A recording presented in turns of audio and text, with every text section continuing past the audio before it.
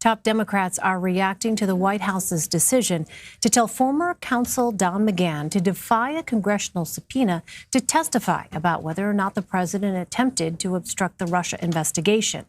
House Judiciary Committee Chairman Jerry Nadler briefly spoke to reporters Monday evening. We're having the hearing tomorrow. We're expecting Mr. McGahn to show pursuant to the subpoena. Joining me now from Washington is Julia Manchester. She's a reporter for The Hill. Julia, thanks for joining us. We just heard from Judiciary Committee Chairman Jerry Nadler. He said that Democrats plan to hold a hearing tomorrow anyway. Democrats have also threatened to hold McGahn in contempt. How much of a sense is there whether they'll actually follow through? Well, you know, there is a sense that Democrats are obviously getting extremely frustrated. And we actually saw New York Congressman David Cicilline go on television essentially say that, you know, this could be grounds for moving towards impeachment. So, you know, this is quite a bit of a development. And I think you're seeing Democrats really, you know, start to be exasperated with how the White House has continued to stonewall them with their investigations. And it seems like there's this continuing saga of trying to get McGahn and people like even Robert Mueller, even though he's not a part of the administration, obviously, before Congress, and then people aren't showing up. So I think you're going to see Democrats moving to take some more action on this so, you know, they're not going to continue to be stonewalled. Well, remind us, Julia, what exactly do Democrats want to hear from Don McGahn?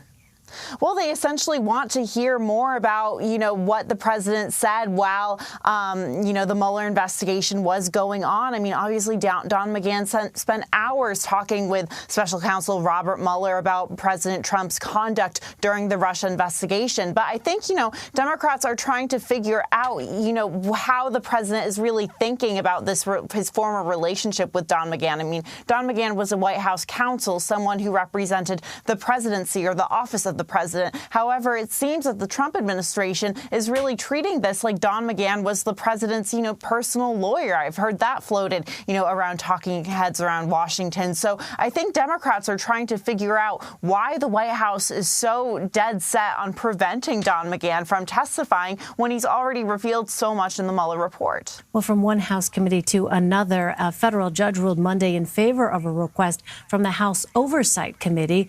That request is seeking the president's financial records from his accounting firm. So what happens next now, Julia? Yeah, so you're going to see the House Oversight Committee be able to essentially, move to get these documents from this accounting firm. However, you're probably going to see some sort of a challenge from the Trump administration on this, or trying to continue to block this. But this is really a big victory for House Democrats. You know, this lawyer was ruling that oversight did take priority. We saw the president's attorneys arguing that this shouldn't have been handed over because of the fact that this had nothing to do with legislation at the time. However, this judge, who was appointed by the former President Obama, essentially said that, you know, Congress does have a job to conduct oversight over the executive branch. So, you know, you're seeing them rule in their favor, and not a good day for the Trump administration in this regard, because we've seen President Trump continuously, you know, appear to hold back various documents when it comes to his financial records. Well, over the weekend, Michigan Congressman Justin Amash became the first Republican to call for impeachment. I wonder, Julia, how are other Republicans on Capitol Hill reacting to that? Yeah, I mean, Justin Amash is someone who has stood out from his Republican counterparts. First of all, he does identify as a libertarian, but, you know, we're seeing Kevin McCarthy, the House Minority Leader, call his comments disturbing. And you're seeing a lot of Republicans, you know, including Senator Mitt Romney, kind of distance themselves, saying they didn't get the same reaction from the Mueller report. However, progressives such as Congresswoman Rashida Tlaib, who has called for President Trump's impeachment, has, you know, said she's 100% in agreement with Amash. So you're seeing Republicans very much distance themselves from it, but you're seeing progressives really grasp onto this. I don't think Amash's comments will have much of an impact over the rest of the Republican caucus. Now, if this was someone like Kevin McCarthy or Mitch McConnell making these remarks, that would be a bigger deal. However, Justin Amash has been very critical of the president in the past, and the president has even taken aim at him on Twitter, you know, essentially saying that he's constantly voted against him and attacked him for his voting record and his comments comments on that.